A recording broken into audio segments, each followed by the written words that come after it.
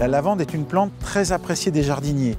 D'abord parce qu'elle est délicieusement parfumée, que ce soit ses feuilles ou ses fleurs, tout embaume ce parfum absolument délicieux qui nous rappelle les vacances, qui nous rappelle aussi les armoires à linge de nos grands-mères.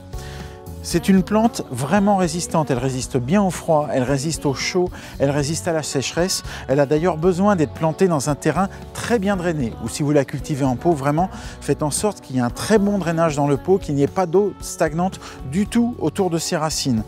C'est une plante aussi qui aime le plein soleil, donc ça c'est vraiment agréable d'avoir une plante qui supporte la sécheresse, qui supporte le plein soleil. Pour l'été, c'est absolument parfait.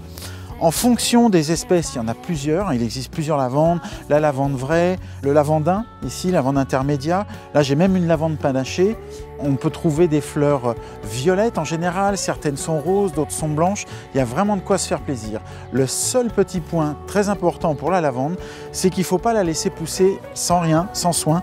Pour rester belle, la lavande demande à être taillée. Si on ne la taille pas, elle va se dégarnir, elle va s'ouvrir et on verra tout l'intérieur qui en général est sec avec un bois un peu noir, marron foncé. La taille se fait en mars-avril, on redonne une jolie petite forme et aussi se fait au moment de la floraison. Quand on veut récolter les fleurs, vous allez couper ces fleurs juste avant qu'elles soient complètement ouvertes.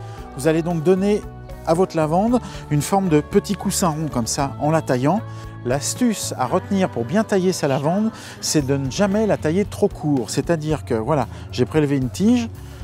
Vous pouvez couper tant que c'est une partie où il y a du vert, où il y a des feuilles, mais ne taillez jamais votre lavande ici, sur une partie sèche de la tige, parce que la lavande ne refait pas de nouvelles pousses sur du vieux bois, ou très difficilement. Donc si vous voulez que votre lavande reste garnie, compacte, il faut la tailler, mais la tailler dans une partie où il y a des feuilles.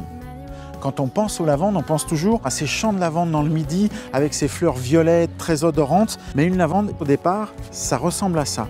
Et bien, déjà à ce stade, c'est une merveille de parfum. Le feuillage lui-même est très parfumé et quand on sait qu'en plus il est persistant et qu'il durera tout l'hiver, il ne faut pas hésiter, commencez votre champ de lavande dès maintenant.